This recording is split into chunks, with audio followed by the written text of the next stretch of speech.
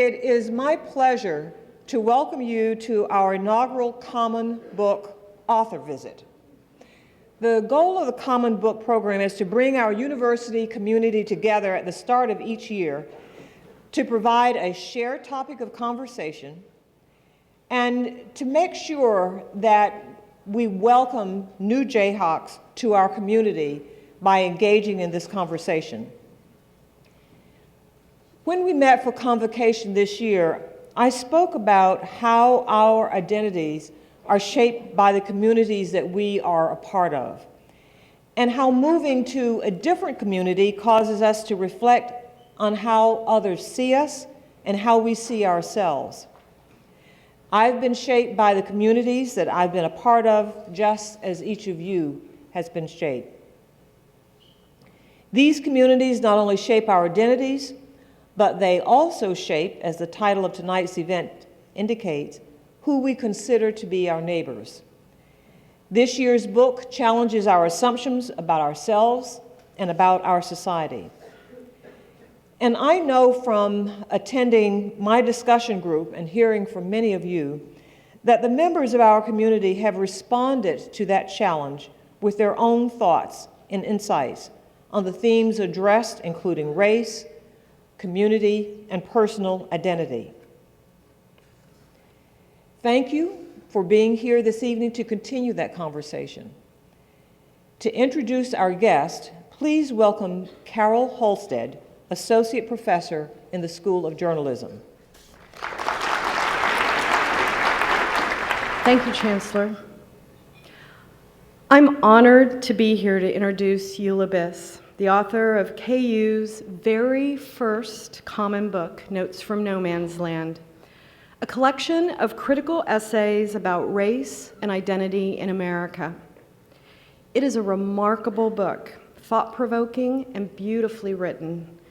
I guess you could say it is a most uncommon common book, and it's why we're here today. I will talk more about the book and why KU selected it in a minute, but first I would like to tell you something about Eula. She published her first book, a collection of prose poems called The Balloonists, just 3 years after graduating with a bachelor's degree from Hampshire College. She then moved to New York, and as you've read in Notes from No Man's Land, she taught students in Harlem and the Bronx creative writing. In 2002, Eula started working on a Master of Fine Arts in Nonfiction Writing at the University of Iowa. She taught rhetoric and English as a graduate instructor, and she began researching and writing essays for what was to become Notes from No Man's Land. Since leaving Iowa, she has taught creative nonfiction at Northwestern. She also had her first child, a son. His birth, and as she writes, the new thinking she was doing as a mother inspired a new book. This one explores the intersection of public health and the private decisions parents make in the first year of an infant's life, such as whether to breastfeed or get their child vaccinated. Eula's work on this new book is supported by some grants and fellowships from the Guggenheim Foundation and the National Endowment for the Arts. Her essays have appeared in dozens of publications, including the Best American Non-Required Reading and the Best Creative Nonfiction, as well as The Believer and Harper's. She is the winner of the Rona Jaffe Writers Award, an Illinois Arts Council Award, and a Pushcart Prize. Notes from No Man's Land won the Gray Wolf Press Nonfiction Prize and the National Book Critics Circle Award. Now on to Notes from No Man's Land. A KU committee selected the book after vetting 120 nominations. I was on that committee. We narrowed the list to a half dozen, and then another lucky committee read the books and unanimously selected Notes from No Man's Land. The book's 13 essays weave Eula's personal experience and cultural criticism in a way that challenges our thinking about our own identities and attitudes about race in America. The selection committee felt students should face these challenges and explore them. The book also offers readers a lesson in how to write lean and varied sentences where the sound and rhythm equal the sense. Eula's writing exemplifies the saying, less is more. The book is provocative, as Eula intended it.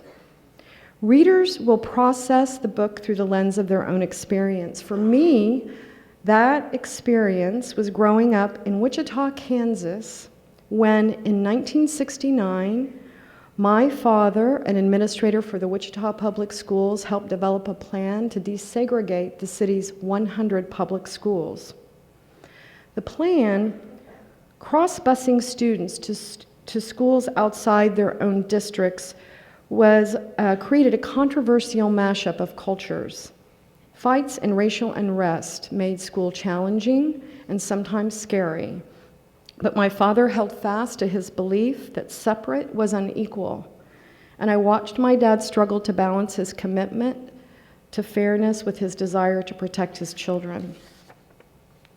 A student of mine, Kayla Overby, interviewed Eula about Notes from No Man's Land for a story for an online magazine my students write. I'm plugging it right now, Pop Fiber. In the interview, Eula said she is happier knowing there are people who are struggling with the book or disagree with it or feel some hostility toward the ideas of it. She said as a teacher, she knows she is succeeding when students are not, as she put, incredibly happy in the classroom. It means that they're being challenged in ways that are deeply uncomfortable, and I actually think that's fundamental to education. Please help me welcome Eula Biss.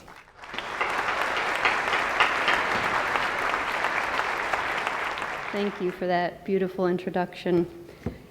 It's such an incredible honor to be here tonight, and I'm particularly grateful to be here because one of the things I most want my work to do in the world is start conversation. And I believe that the work of an essayist is completed by the conversations that emerge from that work. So I'd like to thank you all for finishing my book, in a sense, by going wherever you choose to go with it in conversation. For our talk tonight, I'd like to begin with a quote from Cornel West, who writes, "Martin Luther King called for us to be love-struck with each other, not colorblind towards each other." And I'm going to read that once more. Martin Luther King called for us to be love-struck with each other, not colorblind towards each other. The challenge he's presenting, in other words, is not for us to tolerate or include or accept or to be blind to each other, but to love. And that's a profound challenge. I first encountered this challenge when I was in college, and it was delivered then not by Cornel West or Martin Luther King, but by Kierkegaard.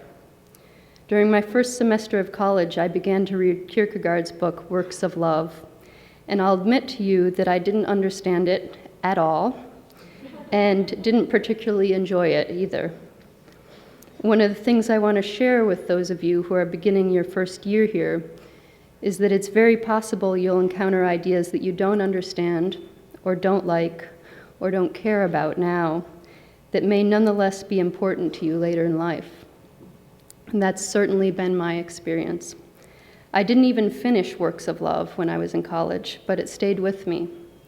Kierkegaard's examination of the commandment, "You shall love your neighbor as yourself," remained important to my thinking for 15 years. The title of my talk today is drawn from the moment in Works of Love when Kierkegaard asks, "Who then is one's neighbor?"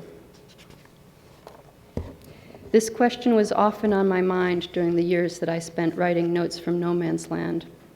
I was haunted by Kierkegaard's answer to his own question.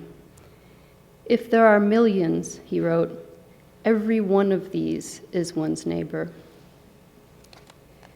In Chicago, my neighbors are indeed in the millions. And in the title essay of Notes from No Man's Land, I write about my most immediate neighbors, the people with whom I share a neighborhood. I'll read a passage from that essay now. This is from No Man's Land. "What is it about water that always affects a person, Laura Ingalls Wilder wrote in her 1894 diary. I never see a great river or lake, but I think how I would like to see a world made and watch it through all its changes. 40 years later, she would reflect that she had seen the whole frontier, the woods, the Indian country of the Great Plains, the frontier towns, the building of the railroads in wild, unsettled country, homesteading and farmers coming in to take possession. She realized, she said, that she had seen and lived it all.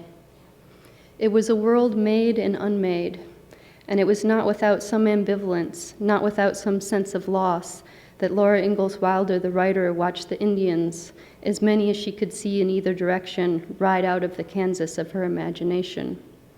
Her fictional self, the Laura of Little House on the Prairie, sobbed as they left. In that place and time where one world was ending and another was beginning, in that borderland between conflicting claims, the fictional Laura, the child of the frontier, struggles through her story. She hides, she cowers, she rages, she cries. She asks, will the government make these Indians go west? And she asks, won't it make the Indians mad to have to, but then she's cut off and told to go to sleep. She falls ill and wakes from a fever to find a black doctor attending her. She picks up beads at an abandoned Indian camp and strings them for her sister. She lusts after a half-breed. The real Laura grows up riding back and forth in covered wagons across the Middle West, passing through immigrant towns and towns where she notes in her diary seeing a great many colored people. Up until her death, Laura Ingalls Wilder would not allow a fence to be built around her house. She loved the land enough to know exactly what had been stolen to make her world. If I had been the Indians, she wrote in her 1894 diary, as she looked out over a river and some bluffs in South Dakota, I would have scalped more white folks before I ever would have left it. Shortly after we married, my husband and I moved to a part of Chicago that was once known as no man's land. At the turn of the century, when Chicago had already burned and been rebuilt again, this was still a sandy forest of birch and oak trees. It was the sparsely populated place between the city of Chicago and the city of Evanston, the place just north of the boundary that once designated Indian Territory, a place where the streets were unpaved and unlighted. Now this neighborhood is called Rogers Park, and the city blocks of Chicago, all paved and lighted, run directly into the city blocks of Evanston, with only a cemetery to mark the boundary between the two municipalities. The Chicago trains end here, and the tracks turn back in a giant loop around the gravel yard where idle trains are docked. 7 blocks to the east of the train station is the shore of Lake Michigan, which rolls and crashes past the horizon, reminding us with its winds and spray that we are on the edge of something vast. Of the 77 official community areas of Chicago, 24 are populated by over 90% of one race, and only 12 have no racial majority. Rogers Park is one of those few. It's celebrated as the most diverse neighborhood in a hyper-segregated city. By the time I moved to Rogers Park, quite a few people had already warned me about the place. 2 of them were my colleagues at the university, who both made mention of gangs. Others were near strangers, like my sister's roommate's mother, who asked her daughter to call me on the day I was packing my moving truck to share her suspicion that I might be moving somewhere dangerous. And then there was my mother, who grew up in a western suburb of Chicago, but has, for almost 20 years now, lived in an old farmhouse in rural New York. She told me she had heard from someone that the neighborhood I was moving to might not be safe, that there were gangs there. "Ma," I said to her, "what do you know about gangs?" She said, "I know enough. I know they're out there," which is about as much as I know, and about as much as most white folks who talk about gangs seem to know, which is to say, nothing. Gangs are real, but they're also conceptual. The word gang is frequently used to avoid using the word black in a way that might be offensive, for instance, by pairing it with a suggestion of fear. My cousin recently traveled to South Africa, where someone of her background would typically be considered neither white nor black, but colored, a distinct racial group in South Africa. Her skin is light enough that she was most often taken to be white, which was something she was prepared for, having traveled in other parts of Africa.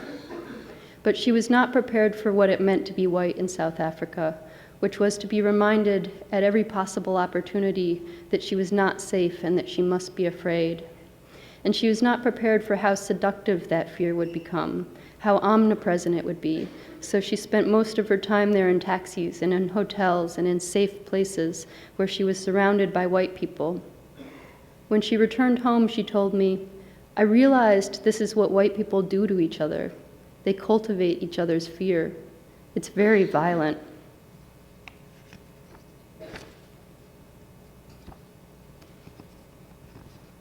I'm patching together a new essay for you out of parts of this essay, so it takes me a minute to find my way. One evening, not long after we moved to Rogers Park, my husband and I met a group of black boys riding their bikes on the sidewalk across the street from our apartment building. As we stepped off the sidewalk and began crossing the street towards our apartment, one boy yelled, "Don't be afraid of us." I looked back over my shoulder as I stepped into the street, and the boy passed on his bike so that I saw him looking back at me also, and then he yelled again, directly at me, "Don't be afraid of us." I wanted to yell back, "Don't worry, we aren't." But I was, in fact, afraid to engage the boys, afraid to draw attention to my husband and myself, afraid of how my claim not to be afraid might be misunderstood as bravado begging a challenge. So I simply let my eyes meet the boys' eyes before I turned, disturbed, towards the tall iron gate in front of my apartment building, a gate that gives the appearance of being locked, but is in fact always open. One of the paradoxes of our time is that the war on terror has served mainly to reinforce a collective belief that maintaining the right amount of fear and suspicion will earn one's safety. Fear is promoted by the government as a kind of policy. Fear is accepted even among the best educated people in this country, even among the professors with whom I work, as a kind of intelligence. And inspiring fear in others is often seen as neighborly and kindly, instead of being regarded as what my cousin recognized it for, a violence. On my first day in Rogers Park, my downstairs neighbors, a family of European immigrants who I met on my way out to swim, warned me that a boy had drowned by the breakwater not too long ago. I was in my bathing suit when they told me this, holding a towel. And they told me another neighbor walking his dog on the beach had recently found a human arm. It was part of the body of a boy who had been killed in gang warfare and then cut up with a tree saw. The torso was found later, they told me, farther up the shore, but the head was never found. I went for my swim, avoiding the breakwater and pressing back a new terror of heads with open mouths at the bottom of the lake. When I retold the neighbor's story to my husband later, he laughed. "A tree saw?" he asked, still laughing. During my first weeks in Rogers Park, I was surprised by how often I heard the word pioneer. I heard it first from the white owner of an antique shop with signs in the window that warned, "You are being watched and recorded."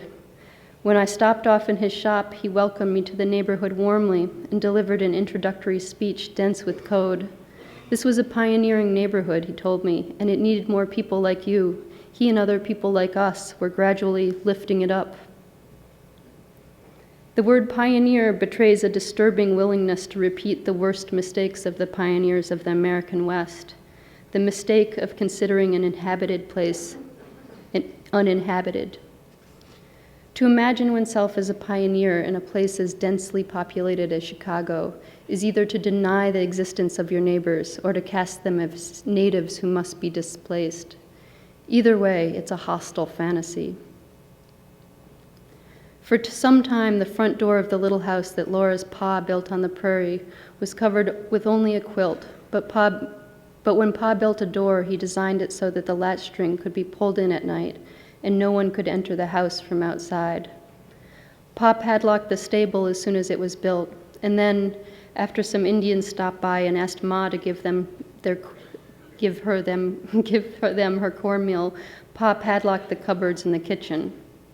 These padlocks now strike me as quite remarkable. considering that Pa did not even have nails with which to construct the little house, but used wooden pegs instead. In one scene of Little House, the house is ringed by howling wolves. In another, a roaring prairie fire sweeps around the house. In another, a panther screams an eerie scream and the girls are kept inside. And then there are the Indians who ride by silently, the Indians who occasionally come to the door of the house and ask for food or tobacco, the Indians who are rumored, falsely as Pa reveals, to have started the prairie fire to drive out the settlers. Toward the end of the book, the Indians hold a jamboree, singing and chanting all night, so the family cannot sleep. Pa stays up late making bullets, and Laura wakes to see Pa sitting on a chair by the door with his gun across his knees. This is our inheritance for those of us who imagine ourselves pioneers. We don't seem to have retained the frugality of the original pioneers or their resourcefulness, but we have inherited a ring of wolves around a door covered only by a quilt. And we have inherited padlocks on our pantries. That we carry with us a residue of the pioneer experience is my best explanation for the fact that my white neighbors seem to feel besieged in this neighborhood, because that feeling cannot be explained by anything else that I know to be true about our lives here. So, reading this to you reminds me of another moment from my college education that didn't seem important at the time, but that stayed with me. I was in a poetry class, and we were discussing how Walt Whitman spent his entire life writing and rewriting Leaves of Grass over and over again, which, when you're 18, seems very futile and like a waste of time. The first edition seems quite good as it is. Why keep revising? And this eventually led my poetry professor to tell us, "You're lucky if you write one poem in your life." When he said that, I had no idea what he was talking about. But I do now.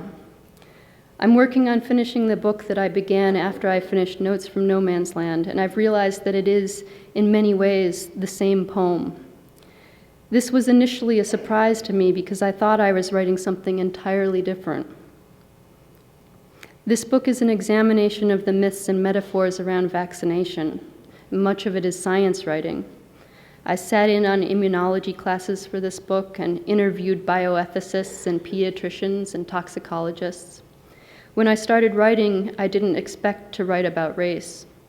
But what I discovered is that many of the same issues of privilege and access and community that I explored in Notes from No Man's Land are very central to the ethics of vaccination.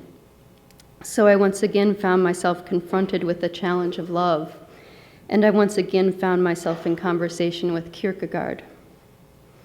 I'm going to read you a brief excerpt from this work in progress now. This excerpt touches on blood and blood donation. For me, the fact that we can give each other blood has always underscored the fact that we humans are of the same family. And though we may have different blood types, those differences don't follow racial designations. My blood type, O, for example, is most common among the indigenous people of Central and South America and among Australian Aborigines, though it's also fairly common in people from Western Europe and parts of Africa. When I lost half the blood in my body 3 years ago, my life was saved by a blood transfusion from an anonymous donor. I'll never know what the person who saved my life looks like, but it's very possible they don't look anything like me. What you're about to hear is from the middle of my new book, currently titled On Immunity. Søren Kierkegaard was my age in 1847 when he wrote in his journal, "Deep within every man there lies the dread of being alone in the world, forgotten by God, overlooked among the tremendous household of millions upon millions." That was the year he finished Works of Love, in which he insists that love is known not through words, but only by its fruit. From somewhere deep in my childhood, I can remember my father explaining with enthusiasm the principle behind the Doppler effect as an ambulance sped past our car. My father marveled at the natural world far more often than he talked about the body, but blood types were a subject on which he spoke with some passion. People with the blood type O negative, he explained, can only receive in transfusion blood that is O negative. But people with O negative blood can give blood to people of any other type. That's why a person with type O negative is known as a universal donor. My father would then reveal that his blood type was O negative, that he himself was the universal donor.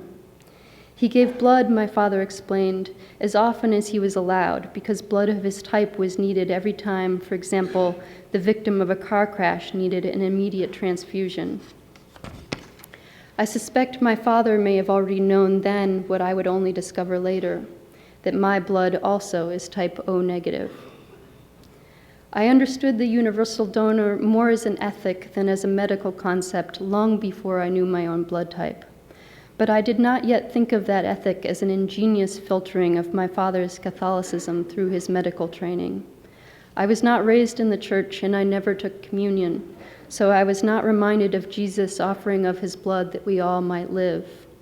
But I believed even then that we owe each other our bodies.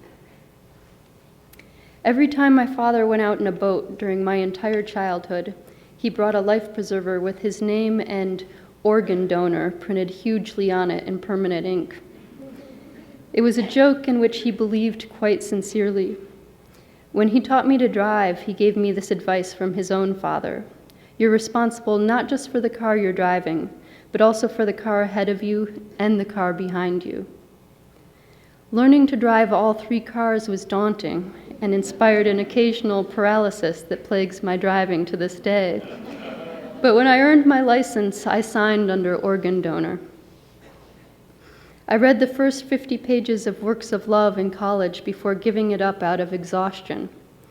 In those pages, Kierkegaard unfolds the commandment, "You shall love your neighbor as yourself," parsing it almost word by word, so that after exploring the nature of love, he asks what is meant by "as yourself," and then what is meant by "your neighbor," and then what is meant by "you shall."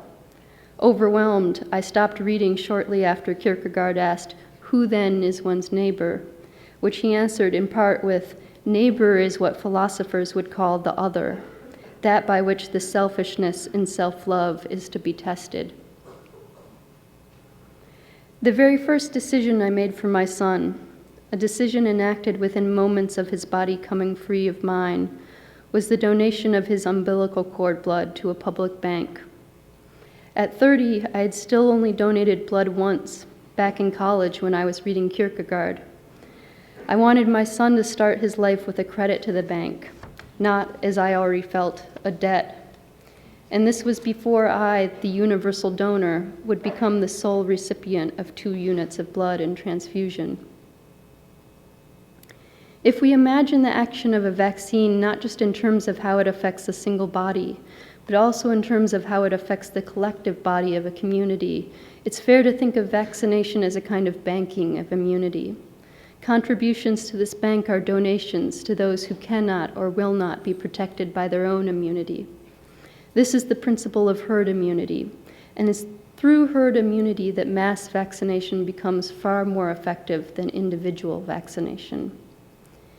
Any given vaccine can fail to produce immunity in an individual, and some vaccines, like the influenza vaccine, fail to produce immunity quite often. But when enough people are vaccinated with even a relatively ineffective vaccine, viruses have trouble moving from host to host and cease to spread, sparing both the unvaccinated and those in whom vaccination has not produced immunity. This is why the chances of contracting an infectious disease are much higher for a vaccinated person living in a largely unvaccinated community than they are for an unvaccinated person living in a largely vaccinated community. The boundaries between our bodies begin to dissolve here, in the fact that vaccination protects those who have not been vaccinated. Blood and organs move between us, exiting one body and entering another, and so too with immunity, which is a shared resource as much as it is a private account. Those of us who draw on collective immunity owe our health to our neighbors.